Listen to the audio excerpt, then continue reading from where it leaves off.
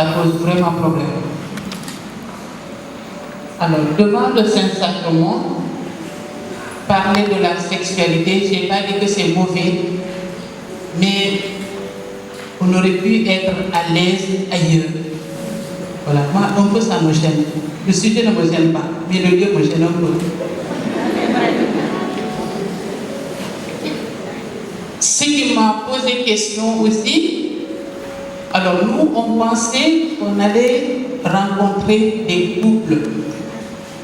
Apparemment, il y a moins de couples et il y a plus de célibataires. Ou bien, vous n'êtes pas vrai. Et si ça commence comme ça, c'est un problème. Parce que quand on parle de l'amour et quand on parle de la sexualité, la première clé, c'est la vérité. Si je ne suis pas vrai, je peux toujours me poser une question. Que veut l'autre? Je ne le saurai jamais. Parce que moi-même, je ne suis pas vrai. Rivaliser d'amour et de vérité, nous dit l'Évangile. Et c'est là qu'on trouvera la vraie valeur. Tout ceci dit, nous aussi, nous allons faire une introduction. Parce que on ne peut pas parler de la planification sans parler de la création, sans parler de l'amour. Et quand on parle de planification, on s'adresse à des personnes, un homme et une femme, qui vivent ensemble et qui expriment leur désir dans l'acte sexuel. Et comment arriver à gérer sa fécondité. Pas quelqu'un qui vit seul, qui désire découvrir, c'est différent. Donc, on va faire de notre mieux, mais il s'agit de découvrir la fécondité du couple pour pouvoir la gérer ensemble.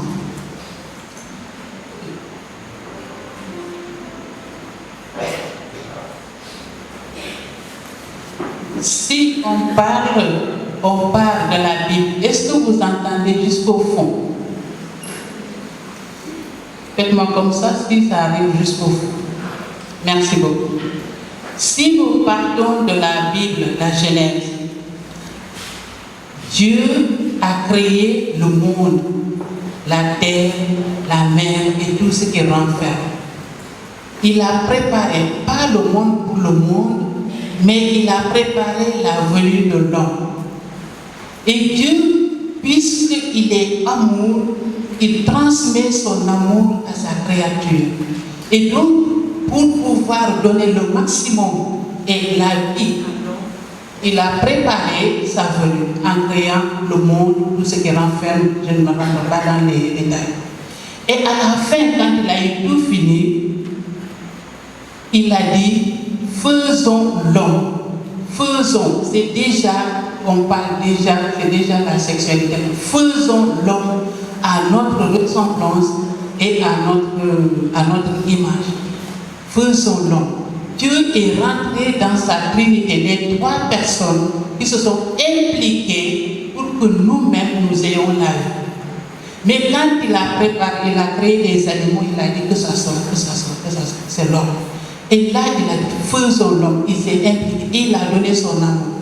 Et c'est cet amour-là que nous, chrétiens, nous transmettons dans l'expression de notre amour. Ça devrait être comme ça. Et donc, quand il dit faisons l'homme, il s'est mis tout entier dans sa vérité et dans son amour et dans son intimité.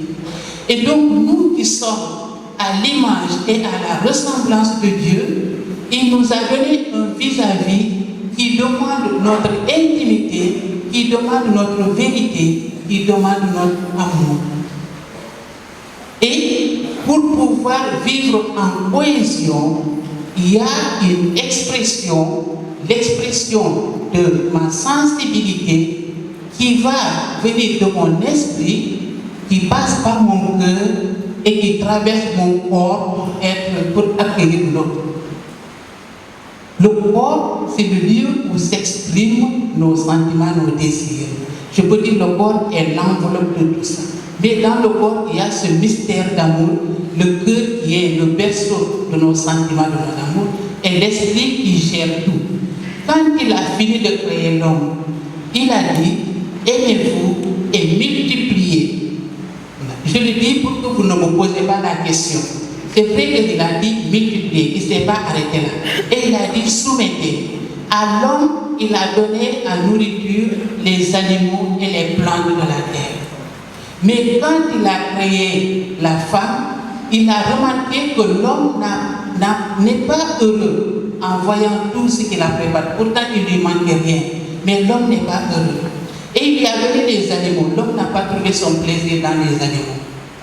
Et il a pensé, pour venir à donner de la joie à l'homme, il lui a donné un être qui lui est semblable. Et c'est la femme. Messieurs, quand vous regardez le visage d'une femme, c'est pour voir la transparence de Dieu dans cet être qui est créé à son image. C'est pas pour dominer, c'est pas pour jouir simplement, mais c'est pour admirer la grandeur de Dieu. Et donc, si l'homme va admirer la grandeur de Dieu chez la femme, vous les femmes, j'allais dire nous les femmes, nous devons aussi lui permettre de rendre grâce à Dieu pour ce que nous sommes. Ça l'a été, il faut que ça le soit maintenant. Même avec les circonstances sociales que nous vivons, il faut que nous arrivions à retrouver cette admiration et cette contemplation de Dieu à travers sa créature. Et donc, Dieu a créé les êtres et l'homme. L'homme est un être humain, une personne humaine. Alors, nous avons l'habitude de définir une personne humaine comme un être qui a trois dimensions. Le corps, puisque quand on voit quelqu'un, on commence par voir l'extérieur, mais le corps est animé d'un cœur qui a l'esprit qui nous permet d'aimer et d'exprimer notre amour, et tout ça couronné par l'esprit qui nous fait à la ressemblance de Dieu, qui nous fait réfléchir, qui nous fait prendre conscience et qui fait discerner que ça c'est bon, ça c'est pas bon, qui va gérer notre cœur et notre corps. De tout ce que nous allons faire et de tout ce que nous allons vivre, les trois dimensions sont indissociables. Indissociables. Et c'est dans cette unité des trois dimensions que nous sommes à la ressemblance et à l'image de Dieu. Mais ces trois dimensions, chaque dimension a ses besoins. Et même l'homme a un besoin très important. S'il n'arrive pas à satisfaire ce besoin, il ne peut pas vivre. Vous savez, vous pouvez me dire lequel?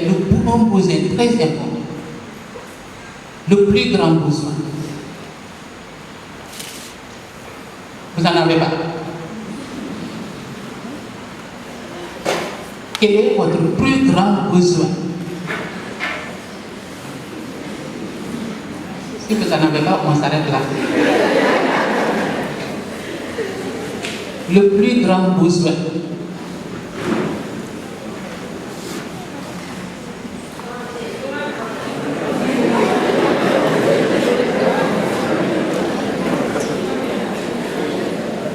Oui? Oui? D'avoir Dieu dans sa vie. N'allez pas trop loin. Nous, n'allez pas trop loin. J'ai besoin de quoi pour vivre? Manger. Wow. Avant que je mange, je goûte à l'activité avant que je mange. De respirer. Pour pouvoir respirer, j'ai besoin de ça pour pouvoir respirer. La tendresse. Oui, avant que j'exprime la tendresse, j'ai besoin de ça. Un partenaire? Dieu a créé l'homme par amour. Par amour. Je ne sais pas pourquoi le mot là nous dérange. Par amour. Dieu a créé l'homme par amour. C'est pas mauvais. Voilà.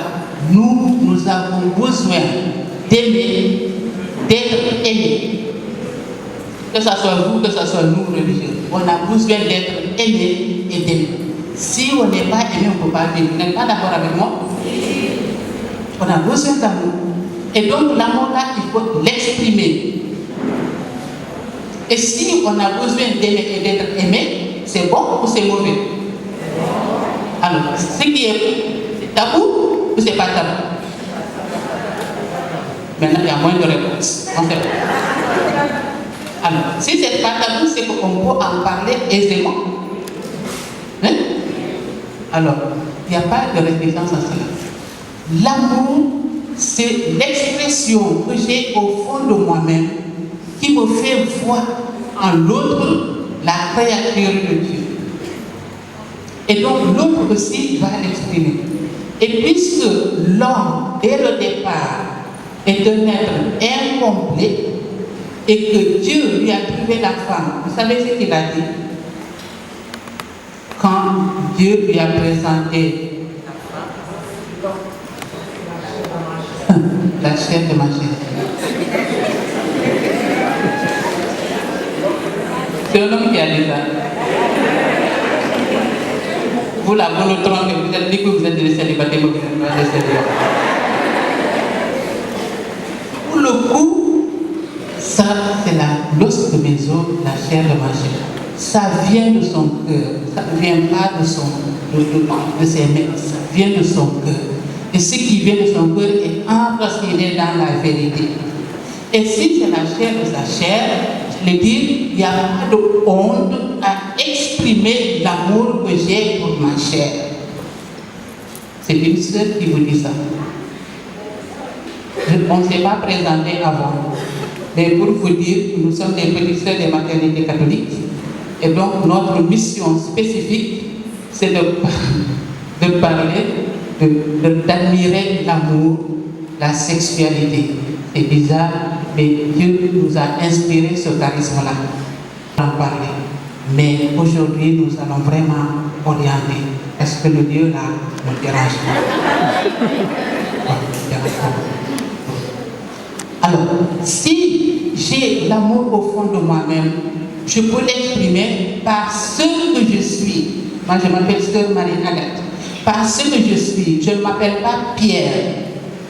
Donc, en tant que femme, je vais exprimer avec ma féminité.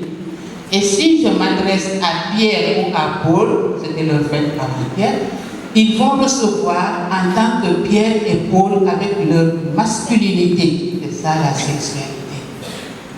C'est pas mauvais en soi. Hein? Alors, moi, je ne veux pas imiter Paul pour dire, bon, il faut que je lui parle en garçon ou bien il faut que je... Non, non, non. Je suis femme, je reste femme et je m'exprime en femme. Lui, il est homme, il reste homme et il s'exprime en homme. Dieu n'a pas créé, quand il a mis Adam dans son sommeil, il ne lui a pas créé un autre Adam, il lui a créé une femme. Donc, pas deux hommes. Il n'a pas fait deux femmes non plus. Il a fait un homme et une femme. L'homme va se complaire chez la femme et la femme va se complaire chez l'homme. Ce qui est à l'image de Dieu. Et donc, à l'issue de cela, la première vocation de l'être humain, c'est laquelle? La première vocation.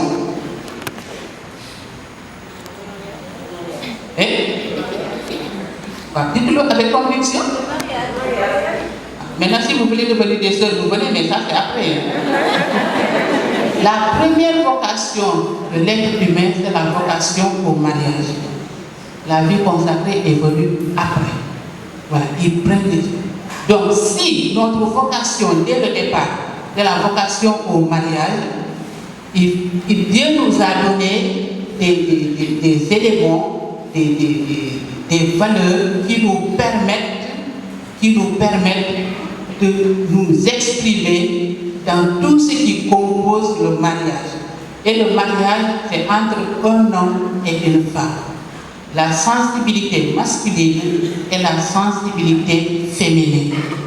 Et ces deux sensibilités-là qui vont s'épanouir ensemble et recevoir la gratification de la bénédiction qui est l'enfant. Recevoir, ce n'est pas un droit. On ne peut pas tout développer aujourd'hui. Ce n'est pas un droit. On reçoit. Et si le Seigneur veut bien nous gratifier, on reçoit, on lui dit Amen. Mais auparavant, ce qui nous est demandé entre hommes et femmes, c'est d'abord de nous aider. Je n'aime pas pour pouvoir avoir un enfant. Ça, si je commence comme ça, c'est peut-être déjà aller à l'échec. Parce que s'il n'y a pas l'enfant, je n'aimerais plus. Je n'ai pas aimé l'enfant parce que l'enfant, je ne l'ai pas encore vu. J'aime Marie, j'aime Elisa, j'aime Catherine parce que c'est elle d'abord. J'aime Paul, j'aime Mathurin, parce que c'est lui d'abord. Et mon amour sera couronné par l'accueil d'un enfant si le Seigneur le permet. Mais d'abord, l'amour entre l'homme et la femme. Le couple, nous avons l'habitude de dire, le couple est le premier enfant du couple. Le couple, c'est le premier enfant du couple. Et l'enfant a besoin de grandir, vous le savez, autant que moi, d'être éduqué. Donc, l'amour dans le couple a besoin d'être éduqué. Et tout ce que le Dr Jean nous a dit là, ça fait partie de l'éducation du couple pour pouvoir s'épanouir dans cette expression. Alors, dans le couple, chacun a sa vocation. Le Seigneur a donné à l'homme cette responsabilité de pouvoir offrir, de pouvoir donner. Si bien que, anatomiquement, son appareil génital, la majeure partie se trouve à l'extérieur. Voilà, à l'extérieur. C'est pour pouvoir donner. Et il a donné à la femme la capacité de recevoir et de garder. Et c'est pour cela qu'aussi l'appareil génital de la femme au maximum est à l'intérieur, dans ce bassin osseux qui garde vraiment parce que la vie est précieuse. On ne peut pas changer cela. Si on change cela, on va changer l'originalité même qui vient de Dieu. Donc, la femme est celle qui accueille la vie et qui la fait grandir, et l'homme est celui qui donne. Mais les deux même donnent, mais seulement c'est la femme qui fait grandir. Et c'est là qu'on va parler de la fécondité dans le couple. Je résume parce qu'après, il faut qu'on parle de la planification artificielle, il faut bien. Mais l'essentiel est que vous compreniez que dans le couple, chacun a sa vocation et que si cette vocation est remplie pleinement, le couple vivra heureux. Parce que déjà au départ, il est disposé à accueillir la grâce que Dieu lui a donnée. Et la première grâce, c'est l'amour que nous allons demander. Donne-moi d'aimer celui que tu m'as donné. Est-ce que tu m'aimes pour vivre ensemble jusqu'à notre mort? Alors, je ne sais pas si vous avez déjà signé votre mariage, mais comme vous avez dit, il y a plus de célibataires, donc la formule n'a pas encore été dite. Jusqu'au moment où vous allez dire la formule, vous prendrez conscience de ce que vous dites. Est-ce que, voilà, je me donne à toi et je veux t'aimer jusqu'au bout. Ce n'est pas rien. Il faut qu'à chaque fois que ça rejaillisse, il faut que ça soit vrai. Il faut que ça soit vrai. Et donc, dans l'expression de cette fécondité, je vais prendre des images très simples. Chez l'homme, on peut dire que la fécondité de l'homme, elle est continue quand elle commence à la puberté, elle est continue, elle est abondante, les hommes sont très généreux, elle est abondante, et elle va jusqu'à un âge très avancé. Une fois qu'elle a commencé à la puberté, c'est non-stop jusqu'à l'andropause. Chez la femme, sa fécondité est de quelques jours dans le cycle. Alors, le cycle, c'est l'intervalle entre le début des règles et la veille des règles suivantes. C'est ça le cycle de la femme. Je n'ai pas compté. Il ne me demande pas 4e jour, 8e jour, 16e jour, ne me le demandez pas. Alors, le cycle, c'est le début des règles quand on les voit jusqu'à la fin des règles suivantes. Alors, ça veut dire que si aujourd'hui j'ai revu mes règles, mon cycle s'est arrêté hier. Et aujourd'hui, c'est un autre cycle qui commence jusqu'à la veille des règles suivantes. Maintenant, ce que nous voyons, nous le matérialisons dans le calendrier qu'on voit pour pouvoir savoir, voilà, moi, mon cycle du début à la fin, ça dure tant de jours. Ouais, il y a tant de jours, Elle a tant de jours, l'autre a tant de jours. Vous comprenez? Chacune peut avoir son cycle propre. On ne va pas copier parce que généralement à l'école on nous a dit 28, il faut que tout le monde rentre dans 28. Non, chacun a son cycle. Et après, il y a des signes qui nous montrent l'évolution du travail qui se fait à l'intérieur, puisque la femme est quand même dotée pour accueillir. Il faut que la vie grandisse en elle. Tout se prépare. Le Seigneur, il a fait des choses merveilleuses. Le corps de la femme se prépare spontanément à accueillir éventuellement la vie. Qu'on soit marié ou pas, religieuse ou pas, du moment qu'on est rentré dans la période de puberté, le corps apprend à se préparer pour accueillir une vie. Et maintenant, la vie viendra quand on mettra les conditions pour pouvoir l'accueillir. Mais la vie ne va pas venir seule, la femme seule, la vie vient. Non. L'homme seul, la vie vient. Non. Vous comprenez ce que je veux dire? Ça veut dire que si on ne remplit pas les conditions, si on ne fait pas de rapport, on ne peut pas être enceinte. Vous êtes d'accord avec moi? Voilà. C'est ça qui dit que ça me gêne parce que j'ai envie de dire des choses. Voilà. Si on n'a pas de rapport, on n'a pas de grossesse. La grossesse ne se crée pas sur le manier, je suis désolé. Voilà. Et puis ça ne se fait pas à la piscine non plus. Alors, maintenant, c'est nous, on a des signes du moment. Chez la femme, il y a des signes qu'elle peut voir, qu'elle peut sentir, qui vont lui montrer qu'elle est dans une période où, si elle a un rapport, elle peut être enceinte. Ou dans une période où si elle a un rapport, elle ne peut pas être enceinte. J'ai dit des signes qu'on peut sentir et qu'on peut voir. Je n'ai pas dit des périodes où on peut compter. Nous ne sommes pas des ordinateurs qu'on peut paramétrer. Ma soeur a un ordinateur. On n'est pas des ordinateurs qu'on peut paramétrer. À chaque fois qu'on ouvre, il nous montre la marche qu'on va laisser. Non. Nous vivons dans le monde avec des événements heureux ou malheureux qui touchent notre cerveau. Et on l'a dit tout à l'heure, le premier organe, c'est notre cerveau. Qui touche notre cerveau. Et donc, tout ce qui est hormonal, qui est envoyé par notre cerveau, est aussi réceptacle de tout ce que nous vivons. Donc, ça peut modifier. Et si ça modifie, ça fait partie de notre vie. Et donc, dans la planification familiale naturelle, c'est l'observation de ces signes-là qui permet au couple, je dis au couple, qui permet au couple de distinguer la période fertile. Quand j'ai dit l'homme, une fois qu'il commence, il ne finit pas, ça veut dire que l'homme, il est tout le temps fertile. Alors nous, on a une expression que l'homme est toujours à l'hivernage. Vous savez, l'hivernage, c'est la période la plus fertile où tout le monde peut cultiver. Je pense quand même qu'on sait ce que c'est les rizières et les champs, n'est-ce pas? Où tout le monde peut cultiver. Et puis après, il y a la période de la sécheresse où on ne peut pas cultiver. Si on veut du riz, on va cultiver pendant la période de l'hivernage. Donc l'homme est en permanence à l'hivernage si quand tout se passe très bien. Et la femme, elle a l'hivernage et la saison sèche. Et donc, si le couple souhaite avoir un enfant, il faut conjuguer l'hivernage de l'homme avec l'hivernage de la femme. C'est logique, n'est-ce pas? Voilà, on ne va pas chercher ailleurs. Si le couple ne veut pas d'enfant, il faudrait conjuguer avec la saison sèche de la femme. Et donc, la femme est capable d'observer. Vous êtes femme, moi je suis femme, vous savez ce que je veux dire. Même là où vous êtes assise en principe, chacune doit savoir si elle pense, si au niveau de la vulve, elle est mouillée, si elle est sèche. N'est-ce pas? Voilà, on ne va pas demander ça. Mais si on était ailleurs, on aurait demandé pourquoi.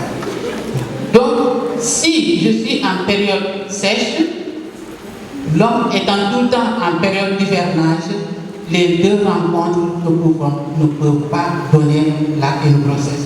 Mais si je suis en période d'hivernage, et lui, il est en période d'hivernage, comme il est toujours, eh bien, il y a plus de chances d'accueillir un enfant.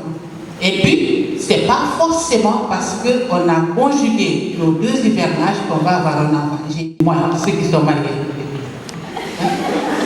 En fait, Mais c'est Dieu qui donne, qui va gratifier l'acte qui a été fait. N'est-ce pas?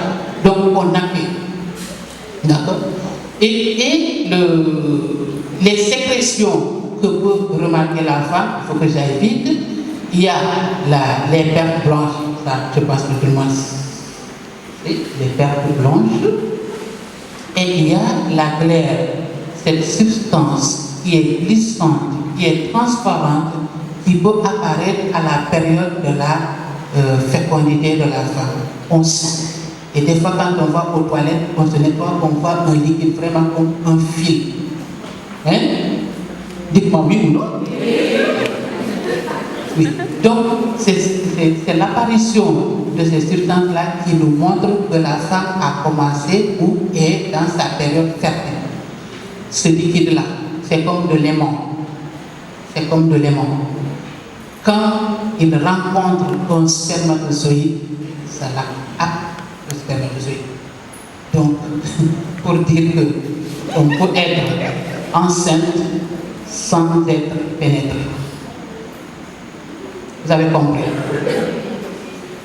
On peut être enceinte sans être pénétré. Mais s'il y a éjaculation et qu'il y a l'extériorisation de la glaire, eh bien la glaire va prendre le spermatozoïde. Et la glaire, c'est vraiment très important, c'est la glaire qui les fait vivre chez la femme, qui lui montre le milieu favorable. Et c'est la glaire qui fait monter les spermatozoïdes, et c'est la glaire qui les nourrit, qui les blanchit, qui les aide. Voilà. Les femmes, on a dès notre origine des personnes qui peuvent. C'est pas pour rien qu'on aime les toilettes, je pense. Hein. Voilà, mais ça vient de nous. Mais il ne faut pas que ça soit extraordinaire. Voilà. Mais la glaire va trier pour voir ceux qui sont vigoureux, il les aide à monter. Et ceux qui sont malades là, ceux qui sont, il va faire le tri. Ça se fait tout seul. Nous, on n'a rien à faire, on n'a qu'à aimer. Et donc, c'est sur ça que reposent les méthodes naturelles, les méthodes d'auto-observation, pas la méthode du calendrier. On a appris la méthode du calendrier, mais là, pas la méthode du calendrier. Tu regardes tous les jours, tu sais, aujourd'hui, je suis dans quelle période. Demain, je ne sais pas, demain, je saurai. Parce que nous, on a souvent envie de savoir ce qui se fera après-demain, au lieu de vivre aujourd'hui. Hier, je suis. Aujourd'hui, je vais savoir, demain, je ne sais pas. Quand arrivera demain, je saurai. D'accord? Et ça, c'est le naturel du corps. Et c'est ce que conseille. Au lieu d'amener des choses extérieures dans notre corps, apprenons à connaître le fonctionnement de notre corps et le message que nous donne notre corps pour pouvoir planifier la fécondité du couple. De ce que je vous ai expliqué là, on n'a pas besoin d'aller à l'école pour l'apprendre. Il suffit d'observer et de comprendre. Mais c'est vrai qu'on a besoin d'être accompagné et voilà, pour pouvoir affiner tout ça et pouvoir le pratiquer. Nous, c'est notre travail d'accompagner les jeunes à se connaître et d'accompagner les couples dans ce domaine-là, soit pour avoir un enfant, soit pour espacer, mais avec la méthode naturelle. Maintenant, de ce qu'on apprend partout, que ce n'est pas fiable, eh bien, libre à chacun de dire si ce n'est pas fiable ou fiable. Nous, en tout cas, nous sommes persuadés, et depuis 1982 que nous sommes à Dakar, eh bien, c'est ça que nous faisons et nous avons beaucoup de témoignages de l'observation qui peut permettre au couple de pouvoir différer une grossesse ou de pouvoir accueillir un enfant. Pour l'instant, je m'arrête là parce que sinon, on sera jusqu'à demain, on finira par le reste. Donc, on va aborder le côté artificiel. Merci, Sœur Marianette. Donc, moi, ce soir. Donc, pour ne pas perdre le fil, moi, je vais vous parler de la contraception. Le planning familial, la contraception, les méthodes contraceptives, au fait. Alors, quand on entend le mot contraception, ça évoque quoi pour vous? Ça veut dire quoi? La contraception.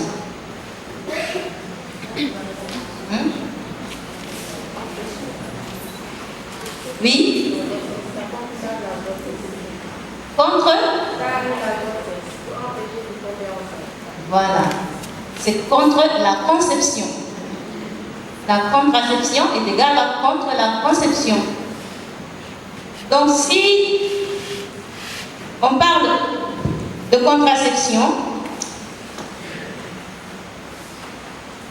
c'est une méthode de fait qui vise à éviter effectivement d'une façon irréversible du moins, la fécondation dans l'ovule par un spermatozoïde. Elle vous a parlé de la beauté, non? Elle a magnifié la vie, si vous vous êtes rendu compte. C'est cette harmonie-là que la contraception vient en quelque sorte détourner, je vais dire. Voilà. Parce que elle a bien parlé du corps, du cœur et de l'esprit.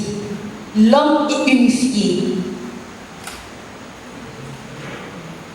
Et si on prend cette unité que forme l'homme, on n'a pas envie que ça soit quelque chose qui éclate, normalement.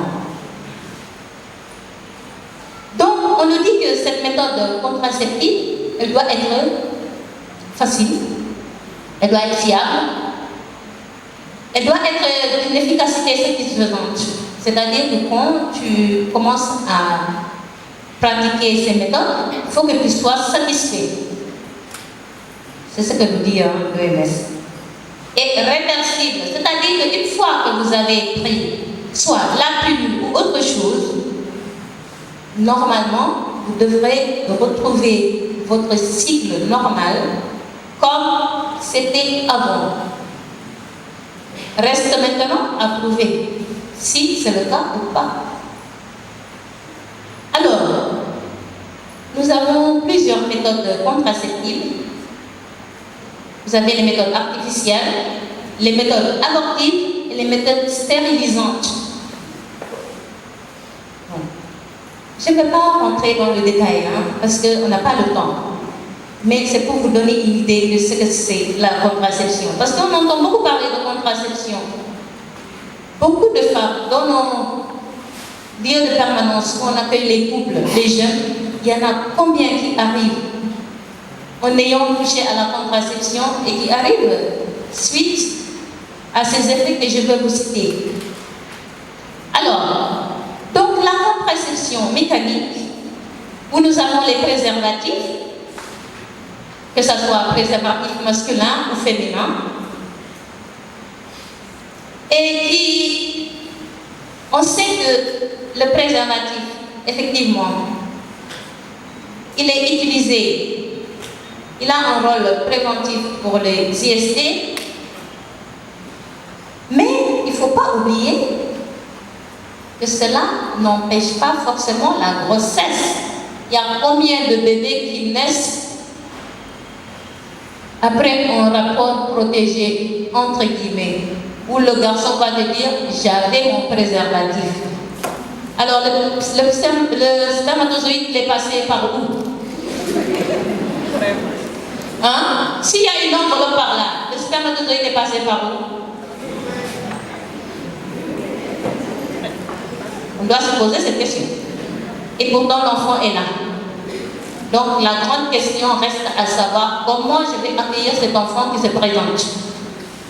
Comme il n'avait pas été planifié, il n'a pas été désiré. Le reste, vous pouvez continuer votre réflexion. Alors, donc, on voit que quand on prend une population, ce qu'on appelle l'indice de Berlin, on va prendre une population, une centaine de personnes, et pendant un an, on les suit pour voir si ceux qui pratiquent cette méthode, qu'est-ce que ça va donner comme pourcentage. Et on se rend compte, en effet, que malgré le préservatif, il y a quand même des grossesses. Pas mal, notamment chez les adolescents et chez les célibataires. C'est pas parce qu'on est ado, on n'est pas, voilà. Il y a des adolescents qui sont actifs sexuellement très tôt et de plus en plus. Mais ceci dit, il n'y a pas que les ados.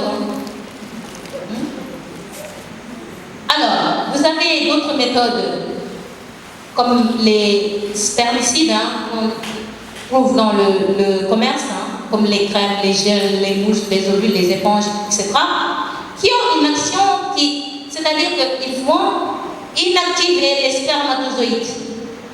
Mais ça ne laisse pas elle-même la femme, ni l'homme, parce que les effets secondaires sont là. Donc, il y a quand même cette possibilité d'irritation, d'écoulement désagréable que la femme peut rencontrer. Souvent, c'est la femme qui en pâtit. En général, qu'est-ce qui prend la contraception? J'ai pas entendu. La femme. Donc, si c'est la femme doit se rendre compte de ce qu'il en est. Alors, la contraception chimique, vous avez les pilules, vous avez les patchs, vous avez les anneaux vaginales, les implants et les progestatifs injectables. Aujourd'hui, on entend beaucoup de femmes, quand elles arrivent moi, qui vous disent « Ah, ma dépôt ». Dépôt, ah bon. Quand j'ai entendu pour la première fois cette expression, ça m'a fait quelque chose. J'ai dit, c'est quoi dépôt? Je dis, ah, dépôt, c'est-à-dire qu'on m'a fait l'injection du dépôt Provera. Donc c'est une piqûre qu'on fait de 3 mois. C'est une contraception. Donc, quelle est l'action de cette contraception en fait, en général? C'est pour bloquer l'ovulation. Ça Marie a parlé tout à l'heure, bon, elle n'est pas rentrée dans les détails, mais la femme, elle est fertile, elle a une période fertile et une période infertile de son cycle.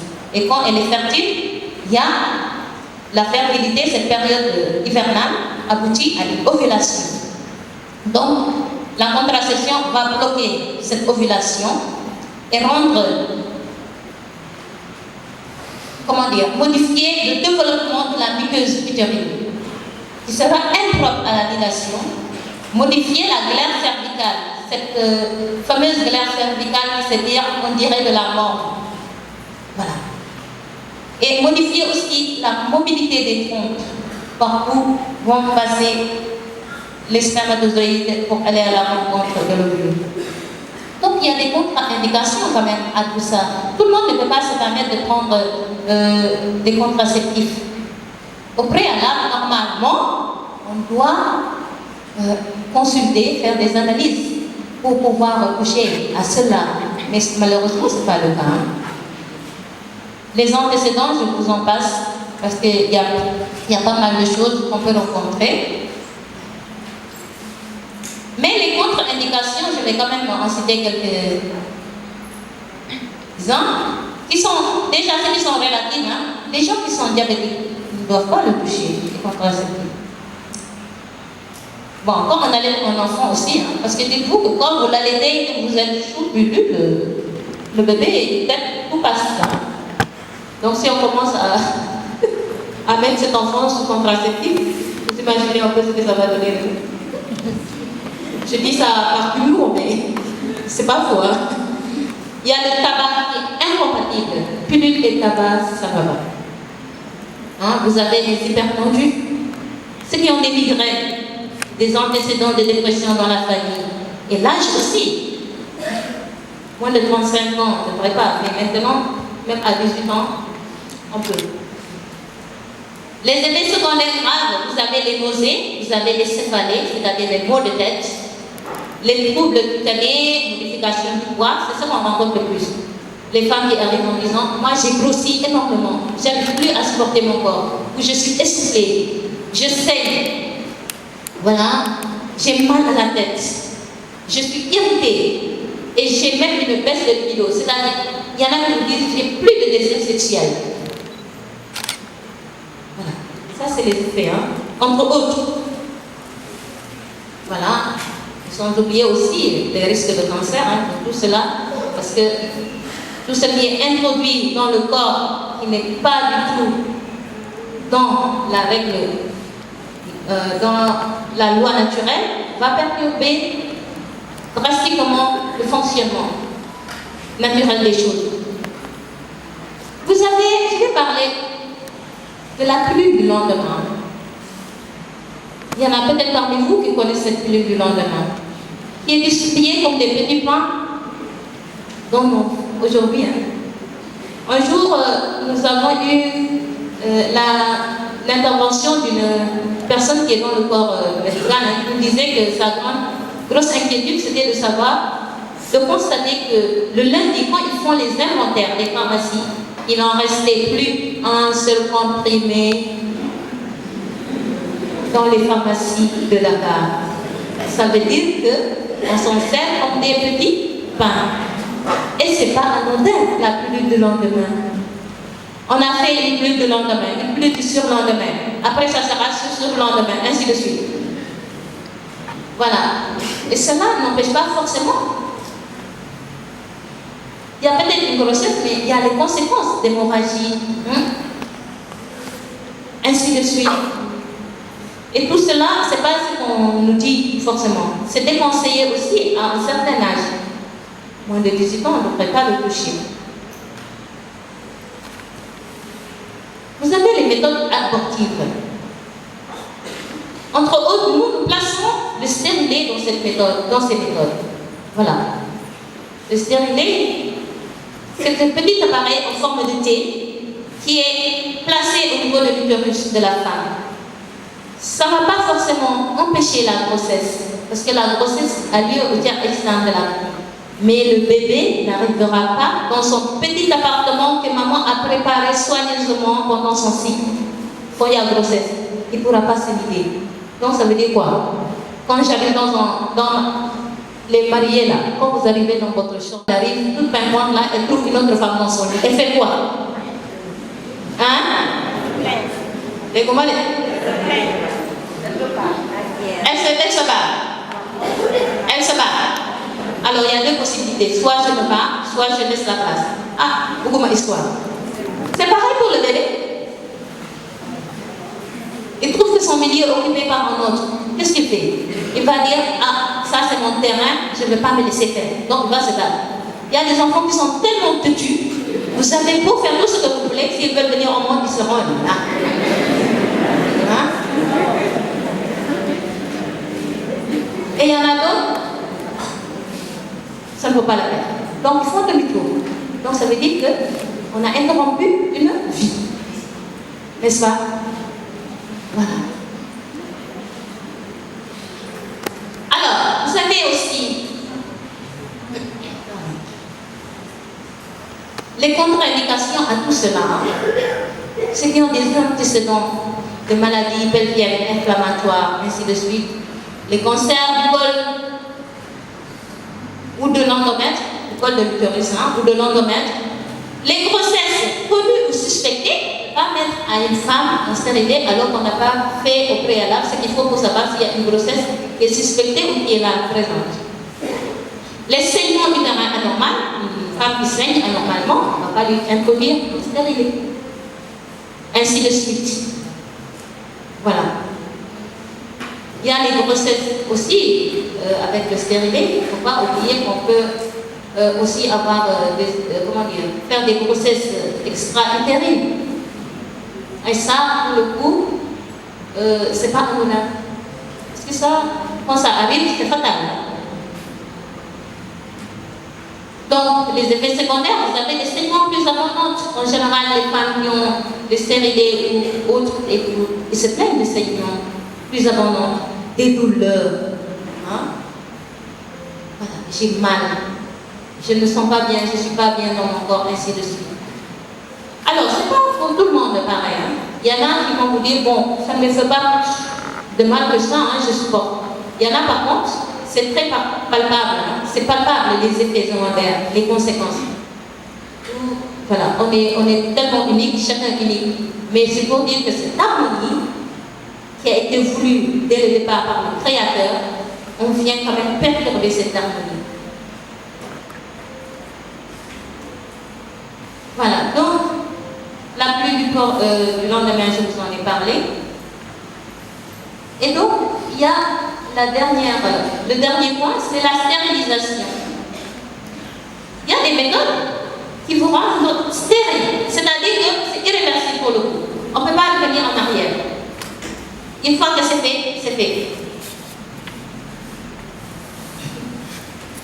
Donc, il y a l'hystérectomie, c'est-à-dire chez l'homme, et la ligature des fentes chez la femme. Je dis du n'importe quoi. L'hystérectomie, c'est chez la femme aussi, et la ligature des fentes. Chez l'homme, c'est la vasectomie. Voilà, en gros, ce qu'il en est. On ne peut pas tout développer ce soir parce que déjà il est tard et que le temps qui nous est reparti est fini. Voilà, merci pour votre écoute et votre attention. Deuxième question. Que dit l'Église par rapport à la contraception? Alors, si j'ai parlé d'harmonie, c'est pas pour rien. Si je parlais de loi naturelle, c'est pas pour rien. L'Église est une mère. Et une mère, qu'est-ce qu'elle veut pour ses enfants? Hein? Le bien de ses enfants. L'Église veut le bien de ses enfants. Donc, l'Église dit non aux méthodes contraceptives tout simplement parce que non seulement il vient perturber le cycle naturel des choses, mais en même temps, il ne respecte pas l'homme et la femme dans leur dignité, dans leur intégralité. Alors, il y en a une qui lui a dit oui.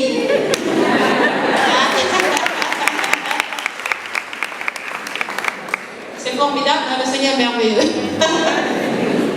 Voilà, c'est ça au fait. Donc, l'Église est une mère et elle nous met des garde-fous. Elle nous met des garde-fous. Les limites, c'est pas pour rien. Il n'y a pas que les enfants qui ont besoin de limites. Tout homme a besoin de limites pour pouvoir grandir, se façonner et se construire d'une manière magnifique. Et c'est ce que l'Église souhaite à l'homme, à tout homme. Donc c'est pourquoi il dit non aux moyens contraceptifs. Et vous savez, Humanae Vitae, c'est l'encyclique du pape Paul VI, elle était tellement décriée. Et ça, on l'a fêté il y a quoi? Il y a 2 ans, les 50 ans de Humanae Vitae où il y a 1 an. Et on s'est rendu compte que c'était une encyclique qui est prophétique. Parce que lui, il avait dit non à la contraception. Quand ça a commencé déjà, il avait donné la position de l'Église et tout le monde s'était tourné de lui. Parce que l'Église ne comprend pas pourquoi elle se mêle de ses affaires, alors que qui a été le premier à parler de la sexualité? Regardez dans la Bible, mais regardez non pas, le pape Jean-Paul II a écrit énormément sur la sexualité, la théologie du corps, sur le respect de la dignité de la femme, de la personne humaine. Mais les papes ont écrit énormément dessus. Ça veut dire que la sexualité est un don précieux de Dieu. Il a été voulu par Dieu. Ce n'est pas un reste de notre animalité. Voilà, ce n'est pas quelque chose dont on va se défaire parce que ça nous plaît. Non, ça fait partie intégrante dans notre vie, comme elle l'a bien dit, Dr. Jeanne. On ne peut pas s'en débarrasser comme le nuit sumérienne. On ne peut pas se dire, ah, j'en ai plus besoin, j'enlève ma tenue là parce qu'elle me fatigue. Elle nous colle à la peau. Voilà.